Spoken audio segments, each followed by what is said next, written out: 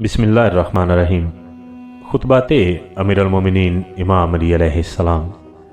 नहजुल बलागा खुतबा number 41। गद्दारी की मजम्मत में इरशाद फरमाया।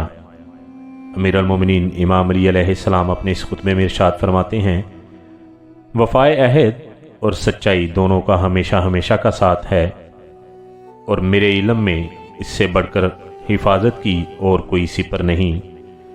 जो शख्स अपनी बाज़ गश्त की हकीकत जान लेता है वो कभी गद्दारी नहीं करता, मगर हमारा ज़माना ऐसा है जिसमें अक्सर लोगों ने उज़्र फ़रेब को अक्ल व फ़रासत समझ लिया है और जाहिलों ने इनकी चालों को हुस्न तदबीर से मंसूब कर दिया है। अल्लाह इन्हें गारत करे, इन्हें क्या हो गया है।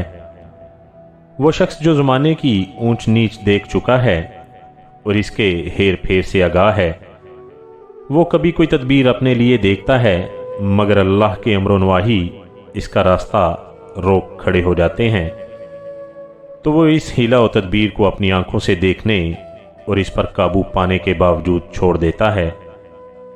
और जिसे कोई एहसास सदेरान नहीं है वो इस मौके से फ़ायदा उठा ले जाता है।